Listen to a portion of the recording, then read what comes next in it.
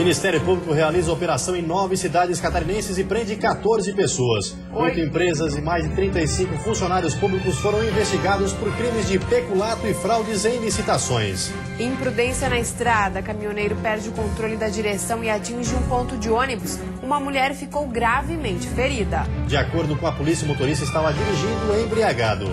Preparativos para as festas de fim do ano. Frigoríficos catarinenses intensificam a produção para atender o consumo interno e ainda exportar carne suína. E no futebol, Criciúma desencanta e vence a primeira depois de 10 jogos e com um verdadeiro gol de placa. Já pela Série B, a liderança muda, mas continua sendo de Santa Catarina. O Avaí, que venceu na ressacada, assumiu a ponta da tabela. O Band Cidade desta segunda-feira já está no ar. Olá, boa noite. Olá, boa noite. O fim de semana foi marcado por vários acidentes nas rodovias do estado. Num deles, a PRF divulgou imagens que mostram o momento em que o carro bate na traseira de um caminhão, pega fogo em Garuva, no norte do estado. Foi na BR-101 que o acidente aconteceu. Nas imagens cedidas pela Polícia Rodoviária Federal, é possível ver o momento em que o veículo ultrapassa outro carro pela pista da direita e colide com um caminhão que saía do acostamento. Em poucos segundos, o carro começa a incendiar. O acidente, que aconteceu às 7h30 da manhã de domingo, matou o motorista do automóvel, que teve o corpo carbonizado. A PRF acredita que o motorista do Uno tenha sofrido um mal súbito. Na Serra Catarinense, outro acidente na BR-116 em Ponte Alta, também envolvendo o caminhão, tirou a vida de um homem de 32 anos. Segundo a polícia, o homem teria feito uma ultrapassagem indevida e colidiu com o caminhão. Também neste final de semana, pelo menos 2 pessoas morreram vítimas de atropelamento na Serra e no Meio-Oeste. Em Campos Novos, um idoso de 64 anos morreu atropelado na noite deste domingo na SC 135. Pelos vestígios, a polícia acredita que o acidente tenha sido ocasionado por um caminhão. O motorista não parou para prestar socorro. Já na Serra, em Correia Pinto, no último sábado, um casal foi atropelado. A mulher não resistiu aos ferimentos e morreu no local. Já o homem foi levado ao Hospital Nossa Senhora dos Prazeres, em Lages, com suspeita de traumatismo craniano. O motorista também não parou no local. Os 2 casos estão sendo investigados pela polícia. A partir de hoje, os motoristas que utilizam a SC 401, que dá acesso às praias do norte da ilha, precisam ficar atentos aos horários. Uma das pistas no sentido bairro Centro será fechada das 10 da noite às 6 horas da manhã para a troca dos guarda-reios ao longo da rodovia. De acordo com o Departamento de Infraestrutura, se o tempo colaborar, o serviço deve ser concluído até a próxima quinta-feira. Caso haja atraso no cronograma, os trabalhos serão suspensos na sexta e retomados na segunda. O objetivo é evitar congestionamentos no fim de semana. E hoje à tarde, em Biguaçu, na Grande Florianópolis, um caminhão perdeu o controle na BR-101, atingindo um ponto de ônibus. Uma mulher de 44 anos que estava no local chegou a ficar presa às ferragens do ponto de ônibus. Ela foi atendida no local pelas equipes médicas do SAMU e do helicóptero Arcanjo do Corpo de Bombeiros. Depois foi encaminhada ao hospital em estado grave. O teste de bafômetro confirmou que o caminhoneiro estava dirigindo alcoolizado. Ele será autuado em flagrante. Um acidente num Globo da Morte assustou a plateia que assistia a uma apresentação num circo de Joinville. A apresentação ocorreu no começo da noite de sábado. 4 globistas vêm ao picadeiro e entram no Globo da Morte. A apresentação é gravada por uma estudante de jornalismo. Logo no início do número, o público é surpreendido. Assim que as 4 motos são ligadas e começam a rodar, um dos 4 homens não consegue completar a manobra e cai. Outras 2 motos também são atingidas. O 4º artista consegue se manter em rotação com a moto até pará-la. A plateia reagiu com gritos enquanto a locutora pedia calma. José Aparecido Torres, de 74 anos, foi levado ao hospital com fratura no dedo e na costela. Ele recebeu alta no domingo. Os outros 2 globistas não se feriram, mas também receberam atendimento médico. Logo após a retirada dos envolvidos no acidente, 2 artistas voltaram ao Globo da Morte e encerraram a apresentação. E a seguir, sem administração, a Prefeitura de Criciúma vai assumir temporariamente o Hospital Santa Catarina. E ainda a produção a todo vapor. Frigoríficos catarinenses já se preparam para as vendas de fim de ano, quando o consumo cresce em todo o país.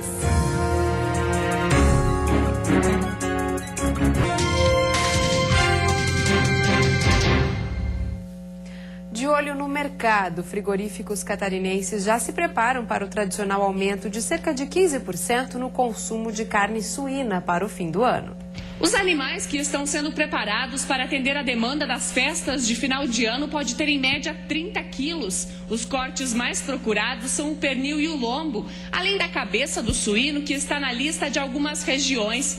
As agroindústrias comemoram o bom momento e se organizam para atender a demanda nacional e continuar com os compromissos internacionais. Pouco peso desses animais. Mercados externos surgindo a cada momento, um mercado diferente. O início de preparo dos natalinos, que também influencia e enxuga mercado. E o custo de produção, através do preço do milho em especial, também facilita.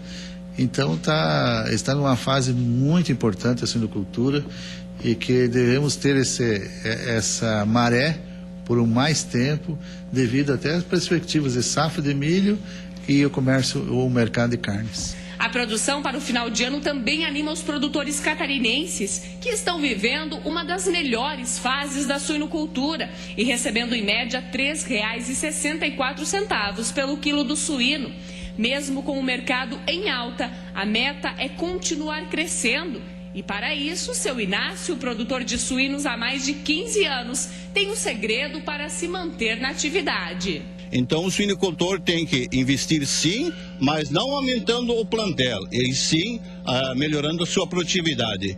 E pensando também em fazer uma reserva, aproveitando esse momento dos preços do milho e soja, que são preços bons para o suinocultor agora, fazer um estoque, ter uma reserva para os próximos anos. Santa Catarina é o maior produtor e exportador nacional de carne suína. Hoje, o estado conta com 12 mil produtores, que produzem mais de 820 mil toneladas, o que representa um abate de 9 milhões de cabeças.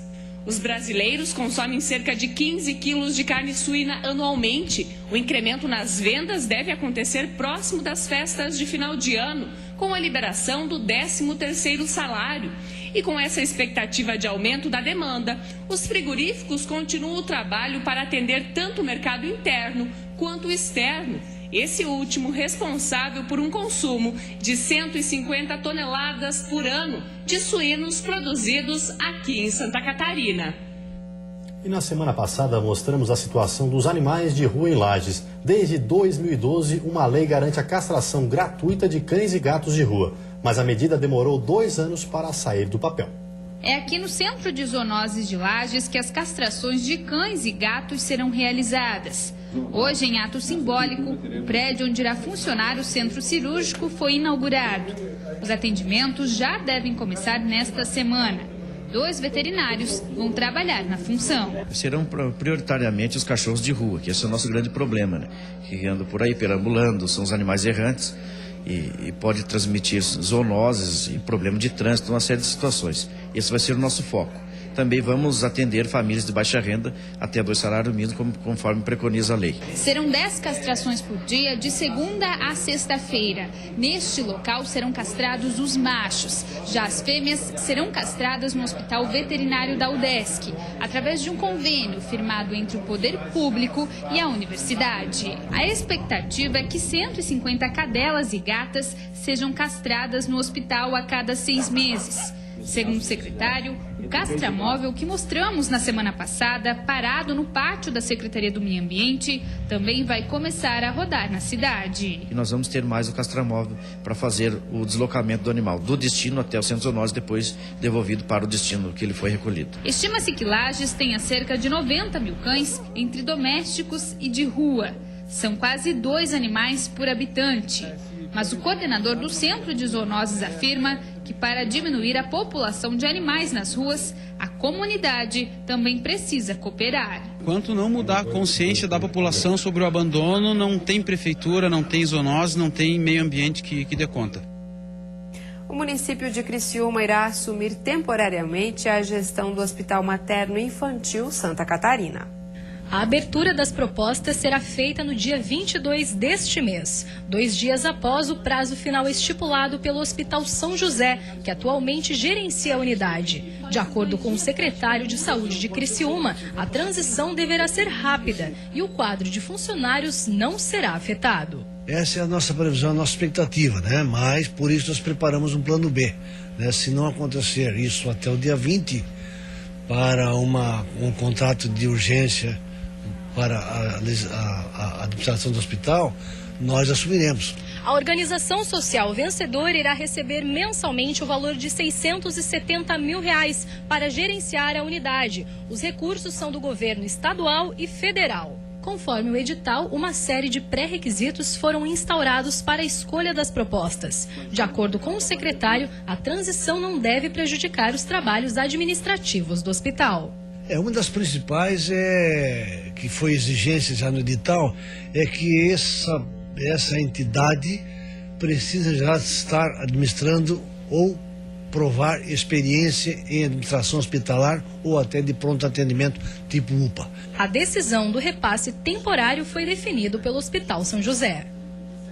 E depois do intervalo tem futebol. Criciúma desencanta e vence a primeira depois de um jejum de 10 jogos. E o Avaí vence na ressacada e assume a liderança da Série B do Campeonato Brasileiro.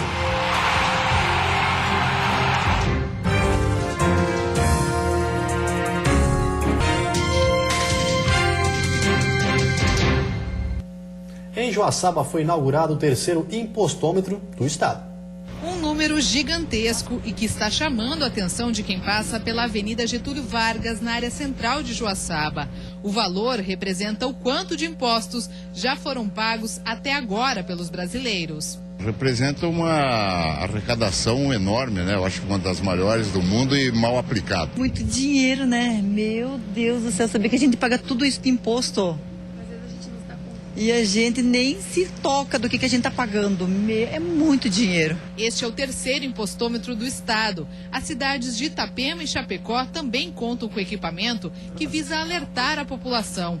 Um estudo feito em 30 países revelou que o Brasil tem a maior carga tributária e o pior retorno em investimentos. Nós podemos sim conscientizar a população primeiro da carga tributária que se está pagando, que muitos ainda não têm consciência, para num segundo momento você começar a exigir e fiscalizar a melhor aplicação desses recursos. Desde 2012, a cada compra através do cupom fiscal, os brasileiros também são informados de quanto pagam de tributo.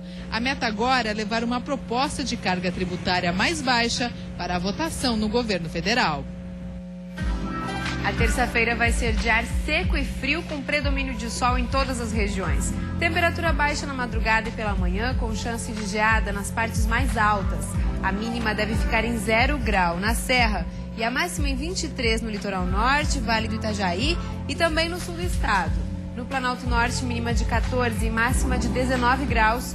No oeste, Grande Florianópolis, máximas entre 20 e 21 graus. E agora o futebol, final de semana com 2 vitórias e 1 derrota dos catarinenses na Série A do Campeonato Brasileiro. Jorginho estreou no comando do Verdão, mas tendo o apoio do ex-técnico Celso Rodrigues. E deu certo. O zagueiro Douglas Grolli pegou um rebote e chutou forte no ângulo para abrir o placar na Arena Condá. No segundo tempo, aos 17 segundos, depois de um cruzamento da direita, Thiago Luiz aumenta de cabeça. Neste lance, o juiz marcou pênalti para o Sport. Felipe Azevedo descontou para o time de Recife. Douglas Grolli faz de novo para a Chape. Ele aproveitou uma sobra e definiu o placar. Com o resultado, o Chapecoense ficou na 14ª posição com 26 pontos. É que o dia a dia faz com que você melhore cada vez mais. Só assim nós vamos conseguir sair dessa nossa dificuldade. Cada dia, trabalhando, melhorando, se dedicando e cobrando um do outro para que possa fazer um pouco melhor, e aí sim você consegue sair do sufoco. O Criciúma, depois de um jejum de 10 jogos, voltou a vencer, mas não foi fácil. No primeiro tempo, Paulo Baier perdeu 3 chances de abrir o placar. O gol, aliás, o golaço, veio com esse chute forte de Luiz Felipe, de fora da área no ângulo. Acho que só pedi pra bola entrar, né? E acabou entrando, então... Acho que é só agradecer a Deus mesmo e o grupo que a gente tem.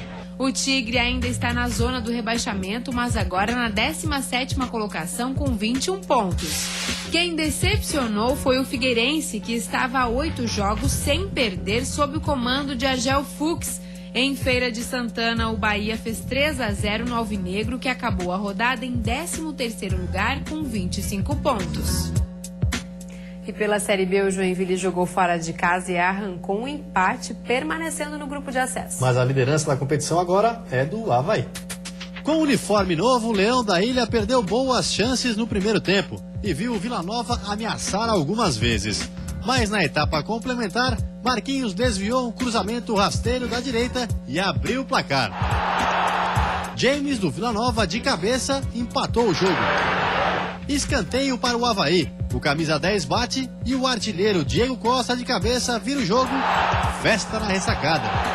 O Leão da Ilha, com 41 pontos, é o novo líder da Série B. Eu acho que você atingir uma liderança é muito bom. É muito bom, eu acho que deixa o torcedor eufórico. Eu acho que dá cada vez mais credibilidade a um trabalho que a gente vem fazendo. Vem demonstrando que o Avaí realmente está no campeonato para brigar, para subir. Não está num campeonato para brigar só para participar. Em Juazeiro do Norte, no Ceará, o Icasa saiu na frente com esse gol de Lucas aos 39 minutos do primeiro tempo. Mas o tricolor catarinense reagiu. Depois de uma cobrança de falta, o goleiro Busato rebateu e Bruno Aguiar aproveitou para empatar. O Jack é o vice-líder com 40 pontos. Nosso primeiro tempo foi muito ruim, melhoramos um pouco no segundo tempo. Quando nós estávamos equilibrando o jogo e próximo de empatar, o Fabinho ele lesionou, então jogamos boa parte do segundo tempo com um jogador a menos praticamente. Ele estava só para compor mesmo, porque ele não tinha mais condições físicas. A equipe do Icasa pressionou o Joinville no final. E o mais importante é que saímos daqui com um ponto, né? Que vai ser muito importante na nossa caminhada. E a seguir, trato feito, operação do GAECO em 9 cidades catarinenses prende 14 pessoas. E ainda irregularidades, 10 imóveis da Lagoa da Conceição estão na lista entregue hoje ao Ministério Público.